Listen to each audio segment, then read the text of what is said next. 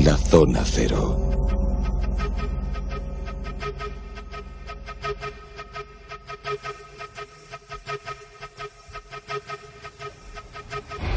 Es uno de los cuadros más famosos de la historia de la humanidad. No sé si el mayor o más grande o más conocido de los artistas españoles, Diego Velázquez. Y además hace alusión, dicen algunas teorías, a una constelación con nombre de editorial. Buenas noches, Jesús. Hola, Bruno. Pues es verdad. Muy buenas, Silvia. Buenas noches. Es verdad que Jesús y yo en el año 98, 10 años ya, ¿no? Hace 10 años, cuando decidimos hacer Corona Borealis, pues se nos ocurrió coger el nombre de editorial basándonos en dos cosas. Uno, para el nombre elegimos una constelación cuya magia está incorporada al cuadro de las Meninas. Y además, bueno, la otra cuestión ya, el símbolo hacía referencia a la mesa de Salomón. Pero es verdad que Corona Borealis lo cogimos de un misterio que había... Bueno, se conocía desde hace bastante tiempo, por lo menos desde los años 70, cuando dos grandes investigadores, uno francés, el profesor Jacques Lassagne, que publicó en 1979 en Lausana, en Suiza, un libro que se titulaba Les Menines, y luego el más importante estudio que hay sobre el cuadro, para mi gusto, sin duda alguna el mejor, que es de un ingeniero que se llama Ángel del Campo francés, que en 1978, es decir, solamente un poco, perdón, el de Lausana es de 73, solamente unos pocos años después, hizo un libro que se llamaba La magia de las Meninas. Los dos fueron las personas que más han estudiado a fondo el cuadro de Velázquez, el famosísimo cuadro de Velázquez, del que, como luego veremos, hay otra pequeña versión en Inglaterra. Hay otras meninas más pequeñitas. Y además es muy curioso el cuadro. Quiero hacer antes una advertencia. Los oyentes que escuchen este monográfico, que se agencien rápidamente una copia del cuadro de las Meninas de Velázquez, porque va a ser importante que lo tengan a la vista para entender ciertas cosas que vamos a comentar en este monográfico. Porque, y ya lo ha contado, nos ha puesto sobre los antecedentes mágicos de este cuadro Carlos, estamos hablando de un cuadro que encierra dos importantes códigos astrológicos. Su autor, Velázquez, sabía muy bien lo que hacía. No solo inmortalizó una simple escena familiar de la corte de Felipe IV, sino que es un tratado mágico. Estamos hablando de que lo que intenta en ese cuadro es ni más ni menos proteger a la infanta Margarita, pero también proteger a su madre, a Mariana de Austria. Por eso son los dos códigos astrológicos importantes que encierra, que ahora comentaremos. Uno de ellos tiene que ver con Corona Borealis. Claro, vamos a empezar. Por de pronto, para cualquiera que tenga ahora mismo el cuadro delante, si lo ha cogido de internet, si tiene una pantalla delante o si tiene un libro de cualquier enciclopedia o historia del arte, porque es un cuadro famosísimo, descubrirá, aun sin ser un gran matemático, que hay una pequeña anomalía en el cuadro. La pequeña anomalía es que el cuadro, que es un gigantesco trampantojo, es decir, es un juego de espejos, donde evidentemente la primera pregunta que se haría a alguien ante esta aparente fotografía es ¿dónde está el pintor? Porque dice, bueno, es que el pintor se refleja en un espejo. No, cuidadín. Si se reflejara en un espejo habría un pequeño juego, que eso se sabe desde hace mucho tiempo que falla. Y es que la figura de los reyes que están al fondo, digo porque hay que empezar por este juego, porque es una de las bases esenciales de lo que luego vamos a hablar de la magia del cuadro. Los reyes, Felipe IV y Mariana de Austria, están al final, aparecen reflejados en un espejo. En un espejo que aparentemente se debería reflejar en el espejo que estaría delante, que es lo que supone que tiene Velázquez. Pero el problema está en que son la única proporción del cuadro que no es correcta. La razón es muy sencilla, es que no forman parte del cuadro, fueron añadidos después. Vamos a decir que hay otro elemento más añadido después, que es importante porque también tiene mucho que ver con el juego de la Corona Borealis. Y es que cuando se pintó el cuadro, que luego veremos que sabe incluso la hora y el día, Diego Velázquez, el pintor, no llevaba la cruz de Santiago puesta. La añadió después. Claro, porque el cuadro es de 1656 y la cruz de la Orden de Santiago la recibe en 1659. Exacto. Con lo cual se puso 3 años después. Qué y se lo dibujó él mismo. No, es un pequeño punto de ego. Porque hay que decir una cosa también importante. Este cuadro, hasta el incendio en 1734 en Alcázar de Madrid, que luego fue sustituido por el famoso y actual Palacio Real, por el Palacio de Oriente, estaba directamente en el despacho del rey.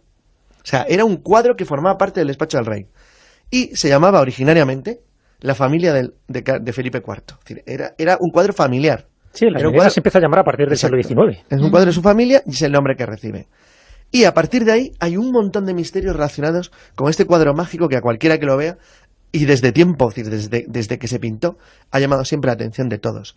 Pintores, investigadores o cualquier observador que se acerque a esta cosa tan bonita de escena, en la cual, bueno, hay una especie de armonía mágica que se ve enseguida, nada más apreciar el cuadro, pero que está cargado de simbolismo, de energía y de un extraño conjuro. Y que está pintado con la proporción áurea. Sí. Esto lo sabían algunos pintores, no todos utilizaban este recurso, ¿no?, en sus cuadros, en sus esculturas, pero Velázquez sí lo sabía. Por lo tanto, hay toda una proporción áurea. Está la sección áurea, cuya espiral logarítmica partiría de la princesa Margarita, que se ve justo en el centro del cuadro, y terminaría como en vía de escape el personaje, que es José Nieto, el que está justo en la puerta apoyado, que es uno de los 11 personajes que aparecen en el cuadro. Yo creo que antes un poco de definir estas dos claves astrológicas, deberíamos contar un poco quién son los personajes que aparecen cada uno, ¿no? Sí, estas 11 personas. Yo, por ejemplo, en el caso que estáis comentando, el centro de Margarita, se supone que en origen el cuadro, aparte que sea familiar, específicamente querían que protegiera a la niña, o fue algo que a la niña. Surgió. En concreto, la constelación de Corona Borealis, esta constelación del hemisferio norte, lo que intenta proteger es a la infanta Margarita. ¿Por qué? Porque la estrella más brillante de la constelación de Corona Borealis es la estrella Margarita. Es decir, que ya tenemos esas referencias mitológicas ahí, haciendo una referencia directa a como un cuadro talismánico, es un cuadro de protección, porque, y ahora contamos un poco las circunstancias sociales que había en aquel momento. En aquel momento, Felipe IV y Mariana de Austria no tenían niños varones.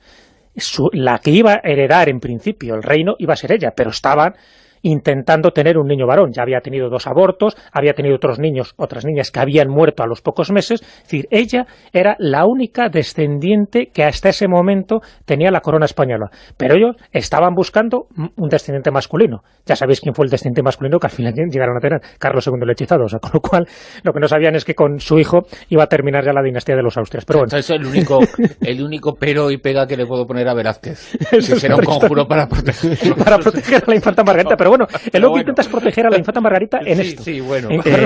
Para respecto a lo que hemos comentado de Corona Borealis, si alguien quiere hacer la prueba, porque el hecho de esto que estáis diciendo, básicamente, pregunto, ¿quiere decir que la posición de cada uno de los personajes responde a la posición en el cielo de cada una de las estrellas? Exacto, de esa constelación? Solamente en lo que es la estructura de Corona Borealis, porque como luego veremos hay dos juegos astrológicos dentro del cuadro. En realidad, en algunos, por ejemplo, si alguien lo ve en internet, pero hay un pequeño error. Porque hay quien piensa que el punto de las estrellas son las cabezas de los personajes, son sus corazones. Si alguien hace las líneas de los corazones, empezando por Velázquez, y a continuación siguiendo a la izquierda de Velázquez hacia la primera de las meninas, la infanta, la segunda menina, y luego hacia el caballero nieto que sale por el quicio de la puerta, que se le ve al fondo, se dibuja a la perfección la constelación de la Corona Borealis. Y la estrella más brillante, que es la que está en el centro, es Margarita, además, una niña muy rubia, se la ve ahí como una especie de halo de luz alrededor suyo, que es el vestido blanco que lleva con el miriñaque, y donde se la ve perfectamente ocupando la posición central del cuadro. Eso quiere decir que Corona Borealis cubre la parte izquierda del cuadro. El lado derecho, en realidad, es un juego con un círculo que cogería, eso sí, las cabezas de los personajes centrales, es decir, de las 2 meninas, de la infanta y de Velázquez, para hacer un dibujo con la última de las meninas, con Maribárbola y con el niño que está poniendo el pie encima del perro, que hacen de nuevo otro símbolo astrológico, que es el símbolo de Sagitario. El niño que es Nicolasillo Pertusato, otro de los enanos. Ya sabéis que en aquellas cortes era muy habitual rodearse de enanos, y los 2 enanos que aparecen es Maribárbola y Nicolasillo Pertusato. Eso es. La cuestión es, ¿por qué se hizo esto? Primero de todo, cuando hizo su trabajo Ángel del Campo francés, que es un trabajo metódico hasta extremos realmente increíbles, lo primero que quiso determinar es cuándo se había pintado el cuadro. No el cuadro como tal, sino qué momento recoge, porque el cuadro tardó bastante tiempo en hacerse. Pero el cuadro, aunque tardó bastante tiempo en hacerse, busca de una manera muy clara, igual que pasa en los cuadros de Vermeer, quiere recoger un momento en concreto. O sea, el cuadro quiere ser una fotografía, en el sentido que no se trata simplemente de un retrato o de una escena, sino que la escena representa un momento de un día muy concreto.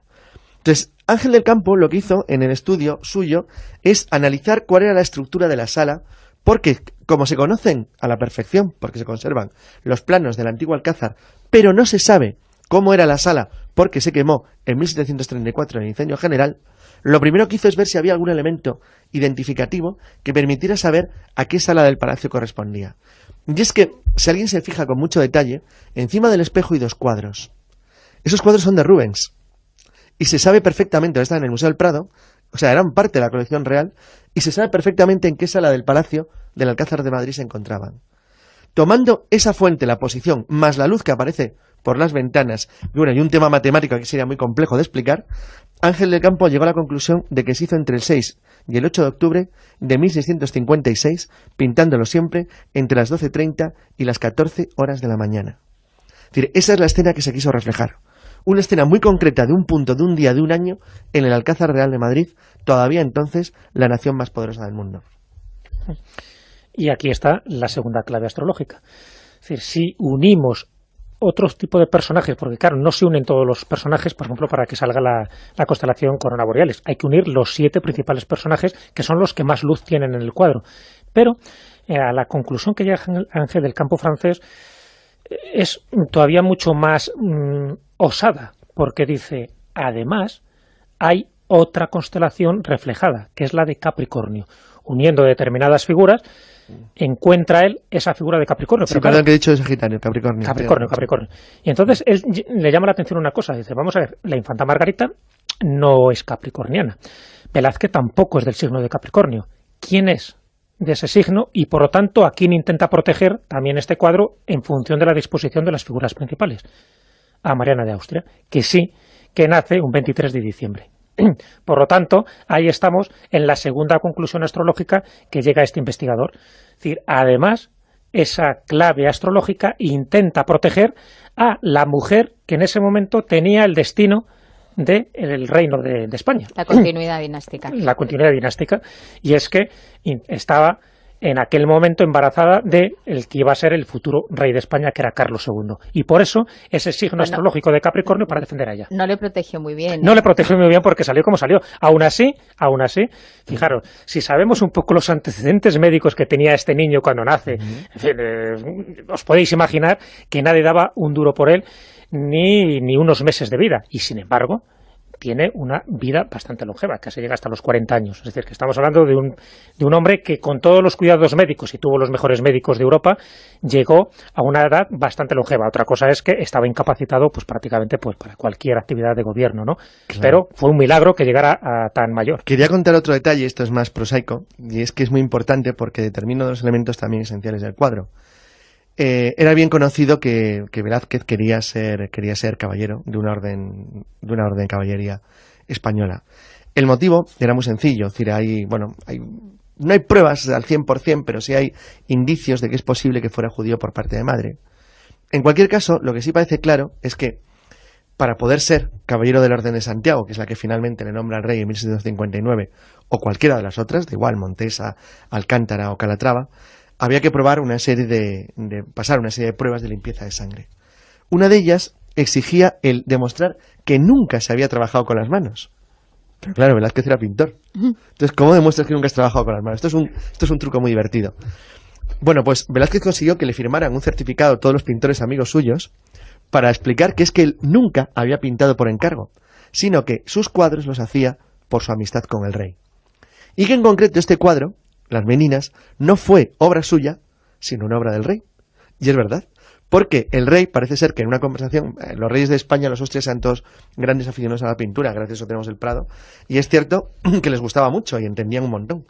El caso es que el rey en una conversación con Velázquez le puso ante una prueba muy compleja, que era: si tú eres un pintor y por lo tanto afirmas que eres un artista y no un mero artesano, porque si hubiera perdido la apuesta, que no era una apuesta, pero si Velázquez hubiera perdido, no hubiera podido ser caballero de Santiago. Dice, si eres un artista y no artesano, tendrás que demostrarme que eres capaz de hacer un cuadro en el cual demuestres que lo pintas sin estarlo haciendo.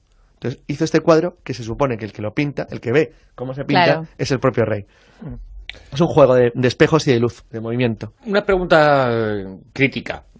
Una cuestión que supongo que los estudiosos del cuadro se la han planteado, lógicamente.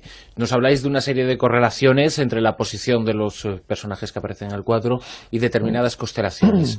Al margen de las 12 constelaciones del zodíaco, en el cielo que observamos hay cientos, quizá miles de constelaciones tipificadas. ¿No puede responder a una simple casualidad el hecho de que la posición de los diferentes personajes de Las Meninas correspondan con una constelación? Podría ser, ¿por qué no? Es decir, si somos críticos, ¿por qué no? Lo que pasa es que es como todo, es decir, cuando se dan muchas circunstancias, al final la casualidad va siendo relegada a una causalidad.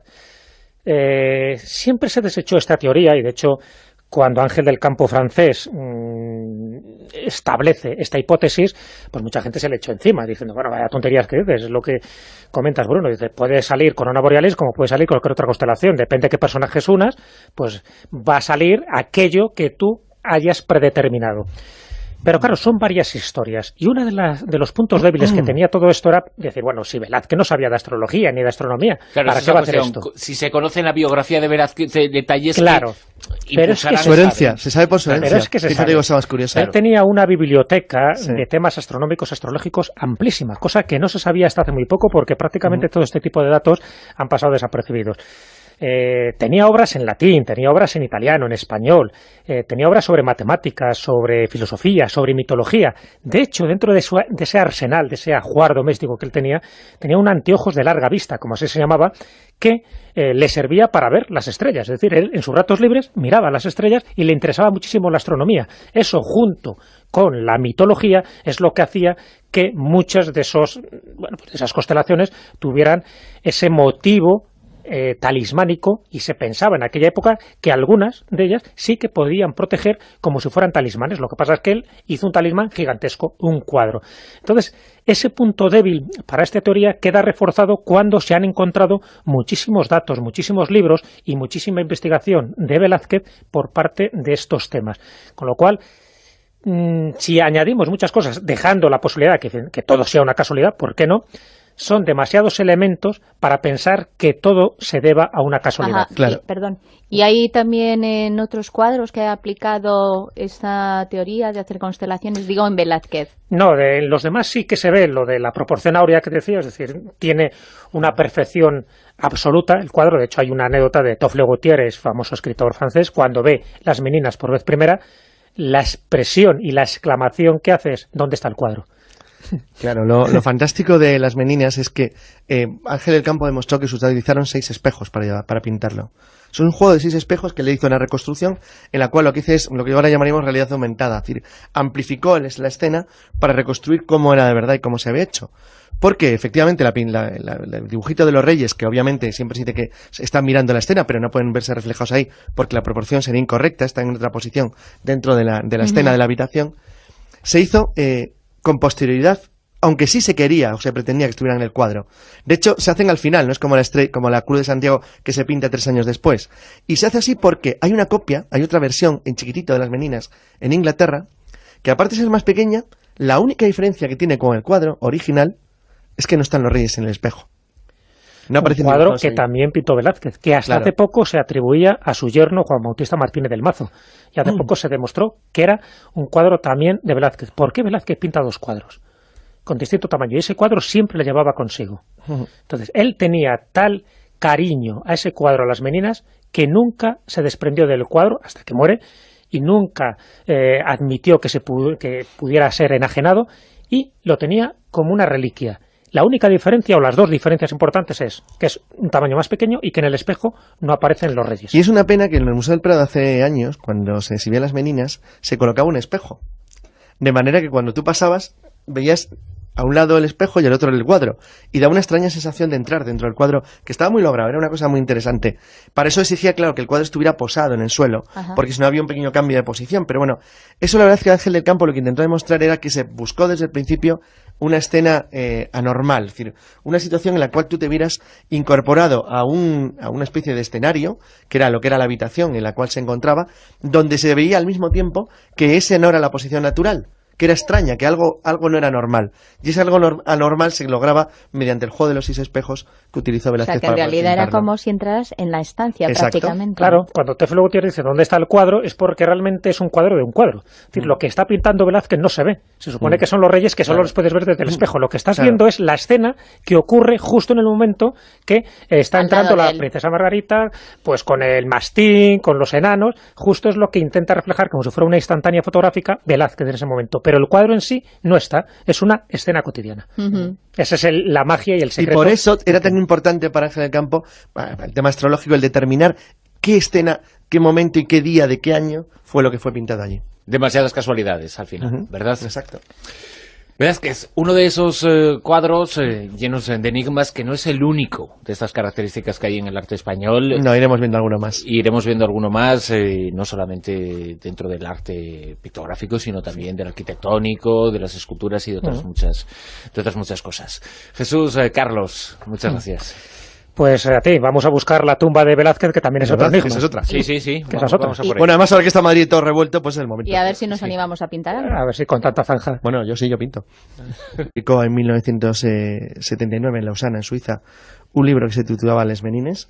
Y luego el más importante estudio que hay sobre el cuadro, para mi gusto, sin duda alguna el mejor, que es de un ingeniero que se llama Ángel del Campo Francés, que en 1978, es decir, solamente un poco, perdón, Lausana es de 73, solamente unos pocos años después, hizo un libro que se llamaba La magia de las meninas. Los dos fueron las personas que más han estudiado a fondo el cuadro de Velázquez, el famosísimo cuadro de Velázquez, del que, como luego veremos, hay otra pequeña versión en Inglaterra. Hay otras meninas más pequeñitas. Sí. Y además es muy curioso el cuadro. Quiero hacer... La zona cero.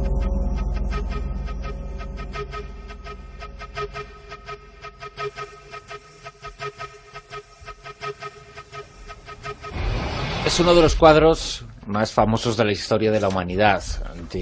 No sé si el mayor o más grande o más conocido de los artistas españoles, Diego Velázquez. Y además hace alusión, dicen algunas teorías, a una constelación con nombre de editorial. Buenas noches, Jesús. Hola, Bruno. Pues es verdad. Muy buenas, Silvia. Buenas noches. Es verdad que Jesús y yo en el año 98, 10 años ya, ¿no? Fíjate. Hace 10 años, cuando decidimos hacer Corona Borealis, pues se nos ocurrió coger el nombre de editorial basándonos en dos cosas. Uno, para el nombre elegimos una constelación cuya magia está incorporada al cuadro de las meninas. Y además, bueno, la otra cuestión ya, el símbolo hacía referencia a la mesa de Salomón. Pero es verdad que Corona Borealis lo cogimos de un misterio que había... Bueno, se conocía desde hace bastante tiempo, por lo menos desde los años 70, cuando dos grandes investigadores, uno francés, el profesor Jacques Lassagne, que publicó... Antes una advertencia.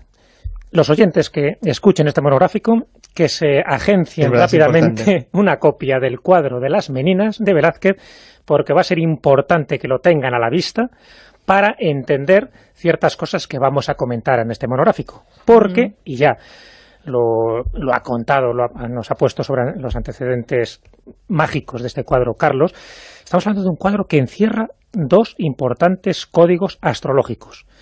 Su autor, Velázquez, sabía muy bien lo que hacía, no solo inmortalizó una simple escena familiar de la corte de Felipe IV, sino que es un tratado mágico.